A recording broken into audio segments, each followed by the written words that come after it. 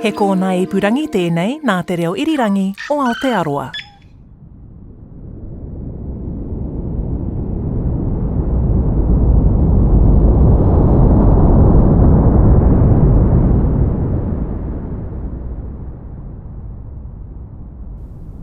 May 1985. Senator Jeton Anjain is deep in conversation with his friend anthropologist Glenn Alcalay. They're getting it all on tape, the thinking and the events that have brought them to this moment. And then the Department of Energy. They have been changing the name of the department that come and monitor my people for the last 30 years, but they never changed it. You'll remember from episode 3, Jeton and Glenn talking on the Rongelap beach, recording the story of this island and all it's been through in the past 30 years. But this time, we're going to roll the tape forward. We're going to tell you why it's so urgent to get Jeton's voice, his knowledge, his thoughts, his work on tape. And we're going to explain what they're waiting for. 3 decades since the Castle Bravo detonation, when a 15-megaton nuclear weapon covered their island in fallout, the people on Rongelap have seen cancers, miscarriages, and birth defects in numbers that make no sense. They know. They know their land is poisoned and that it's making them sick. Jeton is talking about the intense monitoring of the Rongelapese by the US. And when the tell us that everything on Rongelap was okay. But then we began to think, why, if we are okay, why are they coming to Rongelap twice a year to monitor our health? It's a simple question, but it's one he could never get a straight answer to. We've told you the Marshall Islands saying before, if you take away their land, their spirits go too. It's worth repeating here. Losing your land is like losing your soul. But the land is causing his people to lose their lives. Time has run out. It's now no less than a choice between body and soul.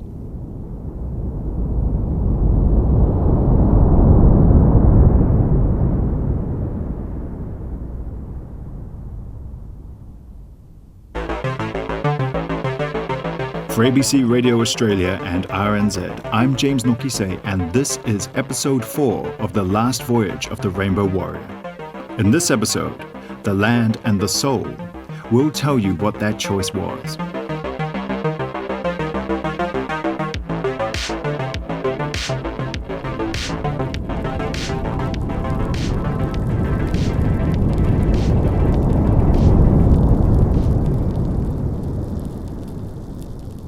By 1985, the Rongelapese are still living on an island poisoned by radiation. To be fair, the Americans have done multiple tests and insist the radiation is at acceptable levels, as long as much of the food comes from off-island. But listening to Jeton in those tapes, it's clear he doesn't trust those assurances. The Rongelapese wanted to go back in 1957, but they were relying on US data at the time saying the island was, quote, safe for human habitation. And the US Atomic Energy Commission gave the assurance even when, in the very next sentence, they said, quote, the extent of contamination is greater than found elsewhere in the world. And there has been no previous experience with populations exposed to such levels. Later reports admitted the data US authorities relied on was meager. Then there were the thyroid conditions that developed after doctors had told them nothing would go wrong. And the ongoing testing and treatment of the Rongelap people that made them feel like guinea pigs. And the power dynamic between the tiny Marshall Islands and the world's superpower, America. You can see why Jeton and the people of Rongelap weren't inclined to believe assurances their island was safe. Then came the data to prove that it in fact wasn't safe at all. And it came from Jeton Anjain's fellow nuclear citizens, the people of Bikini Atoll.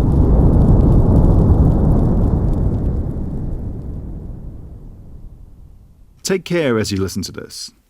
It's a tough story. If you recall, back in episode 2, the Bikinians had been persuaded in 1946 by the US to move off their atoll before testing began, quote, for the good of mankind. It was post-Second World War, edging towards the start of the Cold War, and safety for as many people as possible and for capitalism felt key. The Bikinians were actually moved 3 times, the first being to a small island called Rongerik, just to the east.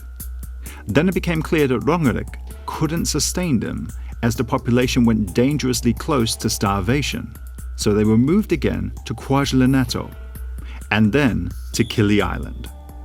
But Kili wasn't a great choice either. It was hard to grow enough food there, and big waves made it hard to go fishing. Those same waves made essential food deliveries difficult, and the people began to starve again. 2 typhoons in 2 years didn't help either. The people began to refer to Kili as a prison. Turns out, not all islands are the same. So in 1968, President Lyndon B. Johnson promised the Bikinians they would be able to return home.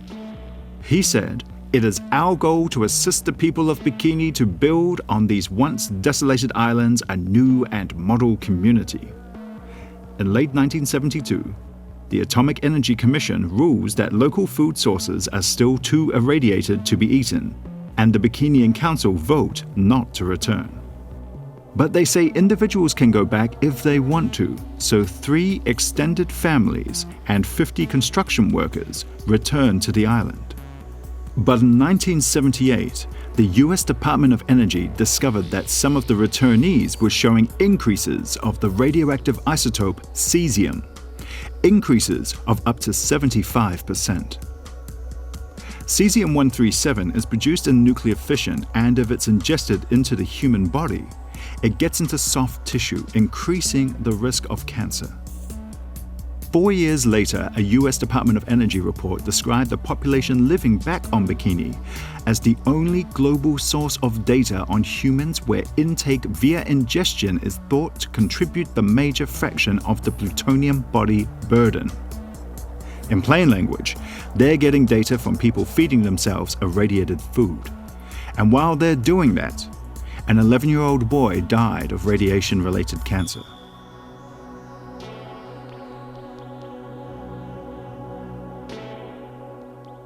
So when we went to Bikini, of course, we never heard of the word radiation. It was kind of like a new thing. I was born on Kwajalein Atoll, and I've never heard of many things. This is Elson Killen, former mayor of the Bikinians. I lived in Bikini in the 70s, and I was one of those kids that used to play on the beach and got relocated in 78. By the end of the 1970s, the people who'd returned to Bikini at the start of the decade had left again. Gone to other islands, or the US. Bikini wasn't safe. My mom, she was 96 when she passed away, but during her last few years, she kept asking me if we were ever going back. I said, "Mom, I don't know." So I was lying and telling the truth at the same time, because I don't know if we ever going to return to Bikini, but I know that we're not going to go, at least during our lifetime. There are actually parts of Bikini that are safe to live in now. Well, safe is a relative term, but scientists have cleared sections of the land and water for resettlement. That doesn't matter anymore to Elson. I am almost 60 years old. I would say, give me a couple more years till I hit my retirement age, and then if I can go. So if I die, I die, and I won't take any of my relatives with me. My wife want to follow me, yeah, by all means. But I don't trust the land that is safe. I don't trust that it's safe enough to take my grandkids or my kids with me. It wasn't just a report about Bikini that influenced Jeton Anjain into action. Further evidence that Rongelap wasn't safe appeared with the aid of the Bikinians' American lawyer, Jonathan Weisgill. Weisgill served as legal counsel for the people of Bikini from the mid-70s and even wrote a book on their fight, Operation Crossroads. And as their lawyer, he brought a suit against the US government in 1975, suing for compensation for damages caused by testing on the atoll. As part of this suit, aerial studies of Bikini and surrounding areas were undertaken to measure radiation levels. The levels were graded from 1 to 4, with 4 being the highest level.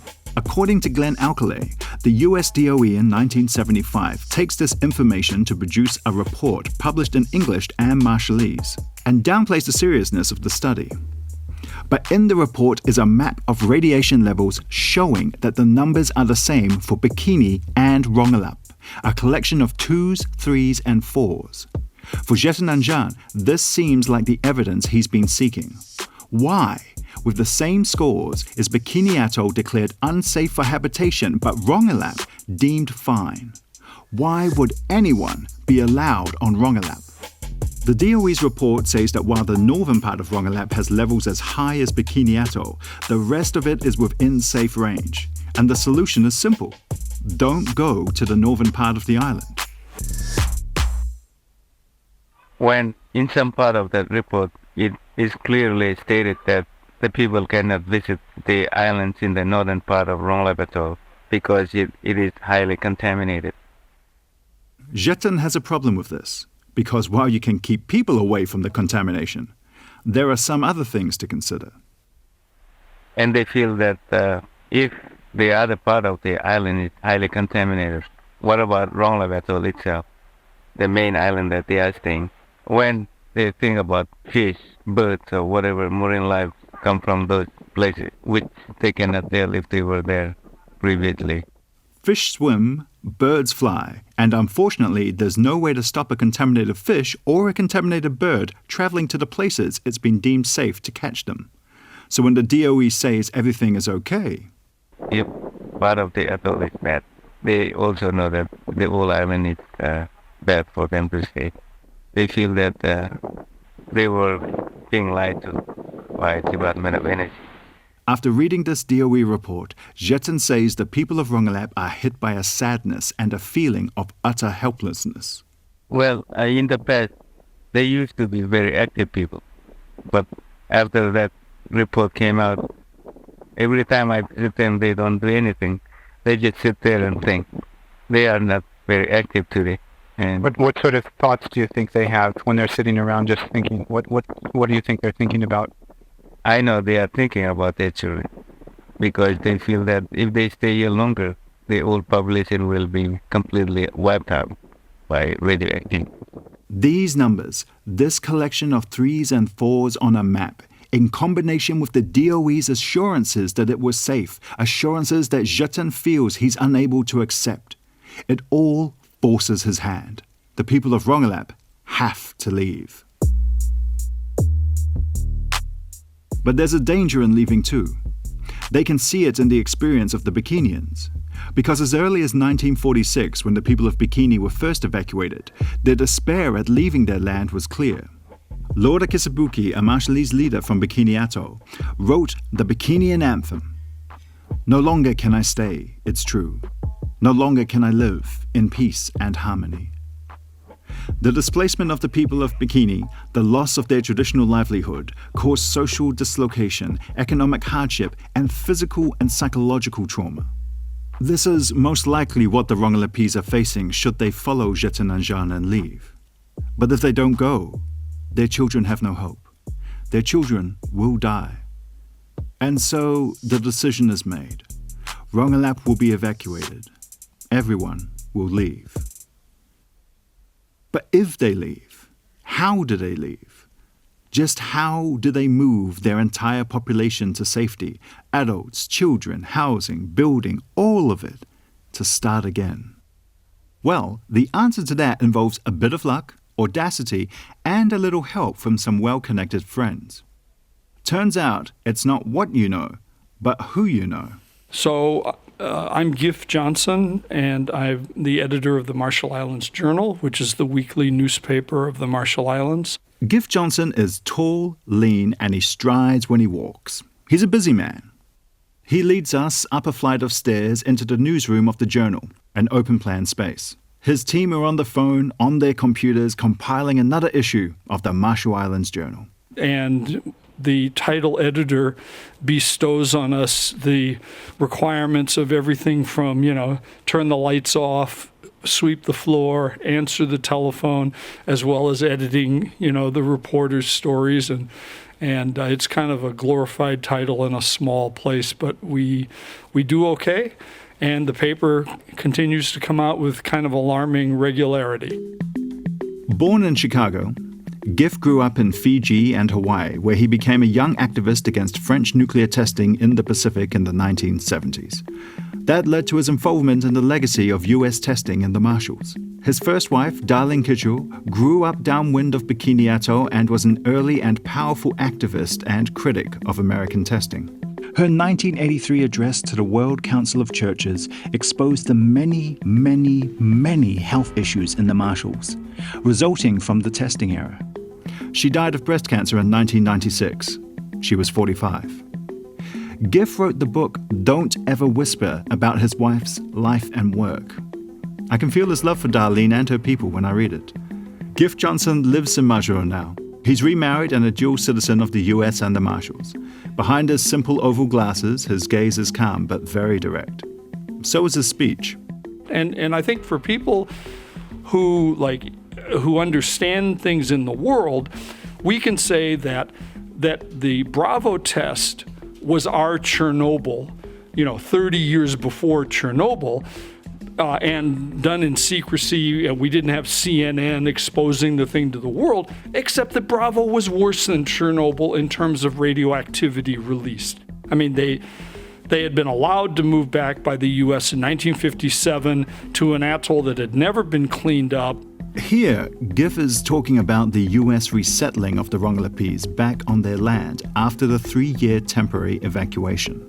So essentially, they've been living there 50s, 60s, 70s into the 80s, eating radioactive food and just living on islands that were, like U.S. reports say, the most radioactive place in the world, right?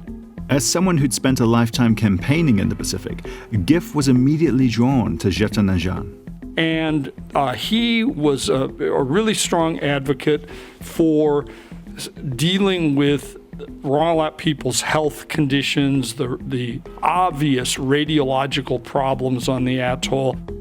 And as Jeton grew more and more frustrated at the lack of U.S. interest in helping his people, Giff Johnson, a man with strong ties to advocacy and anti-nuclear groups, found himself in a position to help. In many ways, what happened next comes down to quick thinking, great connections, and some very, very good timing.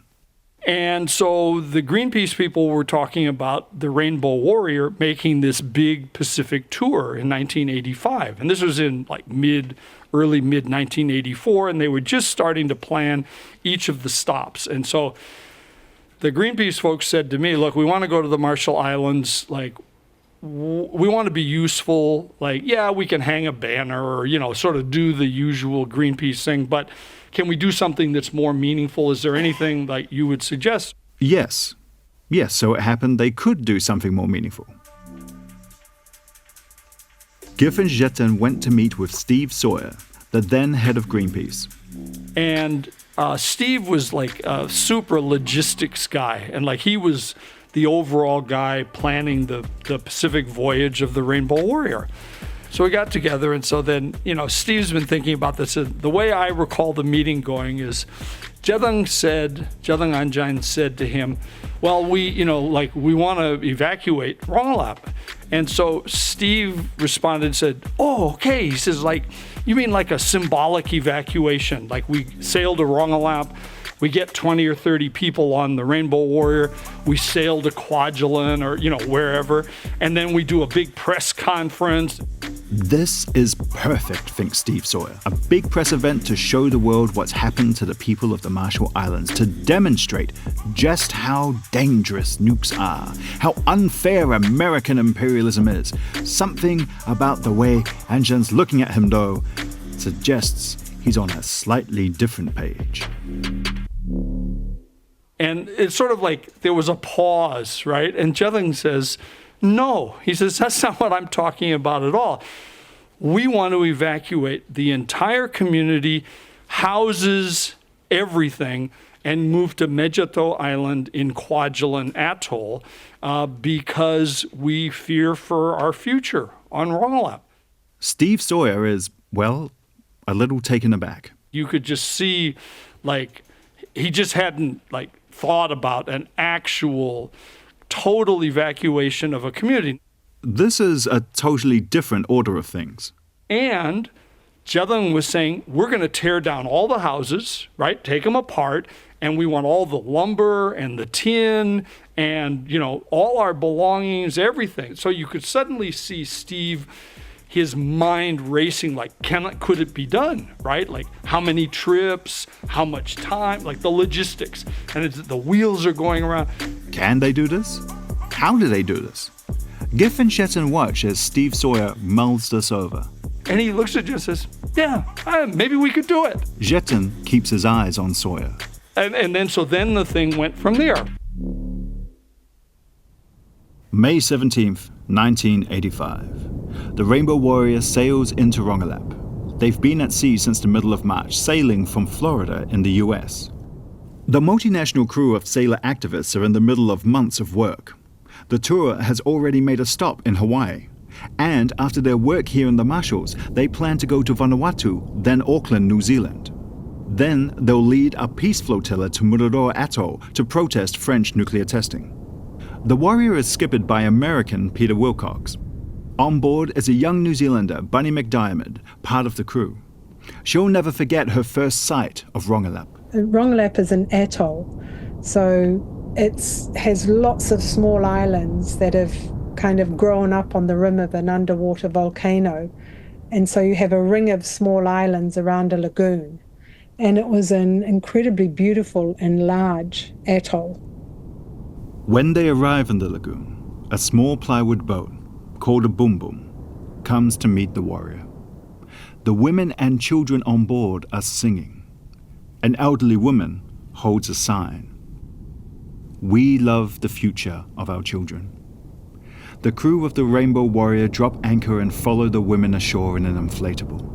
As they come onto the beach, they see a banner, an archway, that repeats the words. Welcome to Rongelap. We love the future of our kids. And with all the older women standing there singing, and they had leis made for us to welcome us ashore. And it was, it looked idyllic. But that's kind of the issue with radioactivity. You can't see it, but it can kill you. There are offerings of fresh coconuts, and when Bunny tells me that, I'm thinking about that issue, the invisibility of the poison. Yeah, we'd had a discussion before we arrived, and we had also a doctor on board and lots of Greenpeace experts before we went who had done quite a lot of thinking and talking about it. And basically it was up to everyone to make their own decision about whether they accepted food or coconuts. I think most of us drank the coconuts that they offered. Yeah, most of us, I think, made the decision that we would accept what we were offered. The Rainbow Warrior crew speak very little Marshallese, almost none. And while the welcome is warm, the Rongelapese are hardly going to pour their hearts out to strangers. Shy smiles are exchanged, meetings are held, and Bunny can't help but notice this doesn't look much like an island ready to be packed away and left for good. I guess it was a little surreal for them and for us. Arriving on this very remote place where nobody looked like they were packed up and ready to go, and they weren't actually. So we spent a couple of days where their senator and them had more meetings, sitting, talking about it, and it was like a revisit.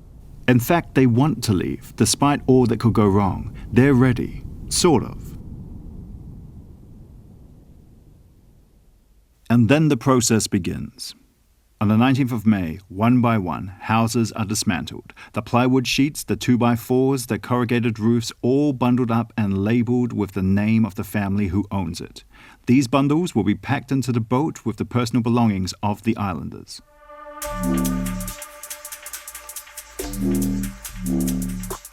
They'll start their lives all over again on Mejito, 200 kilometers to the south. Getting there's an overnight trip, and it needs to be timed so you enter Jeton in the daylight. Its coral reef is too dangerous to navigate in darkness. There'll be 3 trips in total to get every person, along with the houses they live in, the clothes they wear, everything they own, over to their new home. David Roby, one of the journalists aboard, sends out a report to Radio New Zealand's Morning Report programme. I'll read from it now. It's hard to make a guesstimate of how many people are on the Rainbow Warrior. As she travels towards Jeton, the trawler seems packed with Rongelap Islanders heading for a new home of hope. Most are sleeping on deck, but many have bunked down in the hold, and some elderly people have found refuge in the mess room. Many of the trunks bear labels from the Brookhaven National Laboratory, the clinic monitoring the islanders' health since the Bravo fallout 31 years ago. And photographing all of it is Fernando Pereira. His images capture both the surreal reality of the situation, the inherent strangeness in moving an entire population from one island to another, and also the joy from adults as they help their children. Because there was no ladder, the men lift the kids up and pass them to other men on board. You can see the wind blowing people's hair. My dad and we went from here. We got on a Rainbow Warrior. Grace Evans was on Rongelap in 1985. At 7 years old, she finds her world upended as one of the many children transported by the Rainbow Warrior. Her memories are mixed, but there's still the excitement of a child on a ship at sea. They had 3 trips when they evacuated the people of Rongelap, so we got on the last trip from Rongelap to Jeton. Another photo shows a woman with 2 children on the deck of the Warrior. Though they're safe, they're forlorn. Large coconuts are on the floor behind them in the background. Ropes and power cords are hanging on the wall. The young girl in a pink dress sits in front of the woman, using her thumb to play with her teeth. The youngest, a boy in his brown pants and short-sleeved shirt, leans on the suitcase the woman sits on, his hands clasped in front of him. 4 women sit at the front of the transport boat. 2 in pink, 1 in red and wearing a flower lei on her head, and sitting in the center, on the edge of the seat, is a young woman in a pink dress and yellow top, staring right at the camera. It's a bright day, but the exposure makes it unclear if the weather is clear or overcast. The sea is bumpy but not rough. None of the women are smiling, and why would they be? But they also do not appear concerned as much as apprehensive. In the background, the Rainbow Warrior looms, ready to transport them to a new home. Benny Hoffman, second mate on the Warrior, kept a diary of the evacuation. I'll read from it now. 20th May, the first 75 islanders. 75% are children. Crossing is fine and not too much seasickness. 15 tons of cargo. They arrive in Jeton, northwest corner of Kwajalein, at 0700 on 21st. They offload until 1400. Then again all day the next day. A swell at the anchorage makes it difficult. And RW starts the trip back to Rongelap at 4 p.m. On the 23rd May, the packing starts again. Instead of the 85 islanders they think they're taking, there are 120. The ship has more wind and swell than the previous trip, and there is a lot of seasickness. People sleep everywhere, including the deck and engine room. Heavily pregnant women get crew cabins. The 24th, they ferry passengers to shore, then building supplies. At noon, the motorboat runs aground and is damaged. The crew need to stay the night to fix it. Unpacking takes place the next day. Arrive at Jeton on the 27th, followed by a ration ship from the USDA. The Rongelapese had been unable to get rations for 6 weeks, and food had been badly depleted, with food unable to be harvested from the north end of the island due to radiation. Glenn Alcalay from National Committee for Radiation Victims is with them. May, final trip. Only buildings left standing are the hospital and the church. 10 men, including J.A., stay behind to count trees for further compensation claim with U.S. Only sign of housing is foundation on stilts. J.A. is Jeton Anjain. He sits on the beach of his deserted island with nothing but a church, hospital, and some palm trees left on the place he calls home. It's this moment that he and Glenn Alcalay sit down to record the conversation you heard. His composure is astonishing, but you can hear his anger too, that it has all come down to this. And they said, hey, that sickness is not a radioactive into sickness. You go to your own government to treat you. They know very well that our government doesn't have any money, but they don't want to use their own money to send these people to other places that they get better treatment.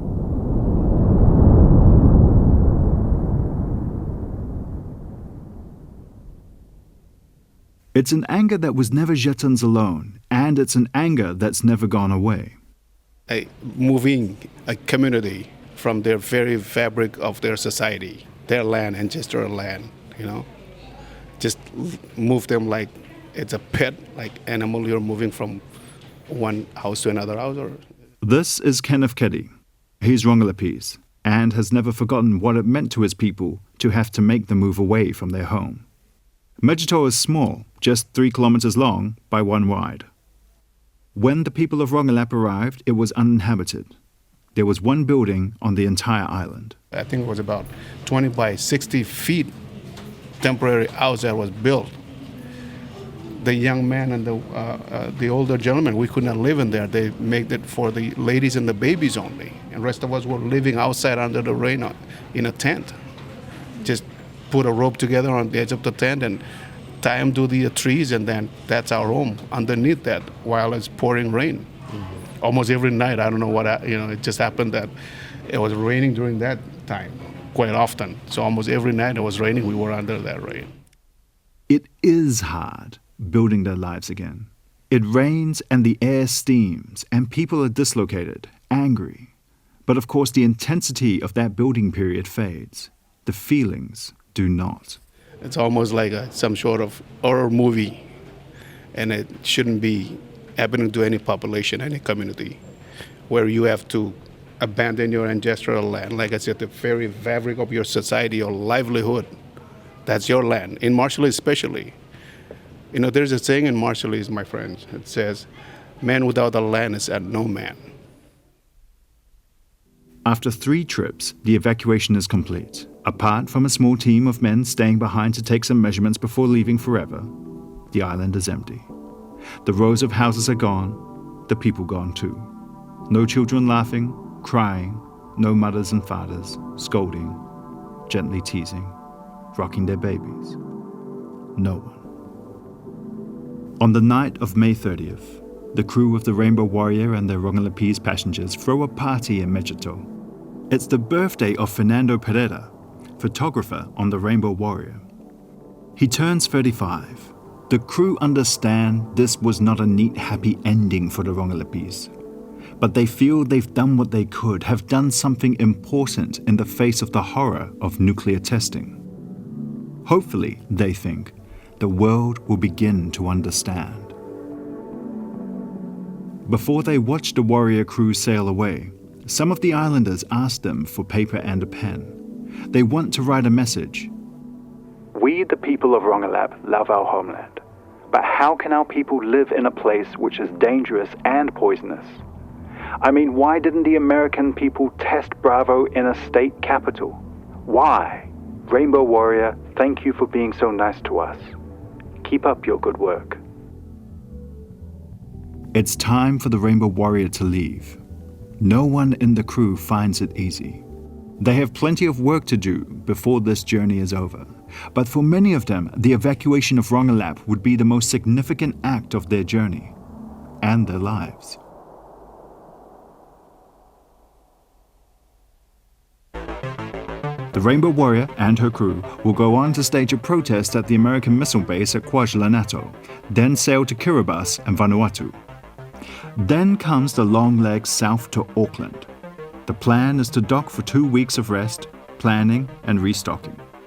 After that, it's on to Mururoa and the climax of their journey, leading a large flotilla to protest French nuclear testing in the South Pacific.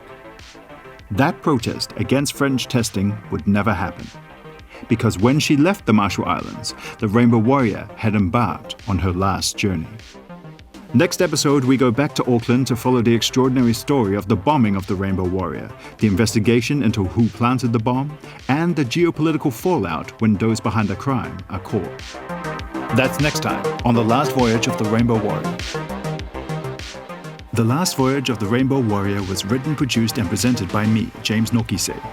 Sophie Townsend is the script editor and writer, Justin Gregory, writer and producer. The Last Voyage is a co-production between ABC Radio Australia and RNZ. Justine Kelly is the head of ABC Radio Australia. Tim Watkin is executive editor, audio for RNZ. Faleangafulu Inga Stunza is the content director for ABC Radio Australia. Brianna Uritich-Gregg is the production coordinator for RNZ. Alison Barkley for the ABC. RNZ's Rangi Powick engineered the series. Designed by Dexter Edwards. Website by Hing Yi Kong for RNZ. Huge thanks to Eve Burns, Hilary Hosea, Gift Johnson from the Marshall Islands Journal. Our respect and love to all the people we met in the Marshall Islands. Listen and follow at Apple Podcasts, Spotify, and on the ABC and RNZ websites, or wherever you get your podcasts.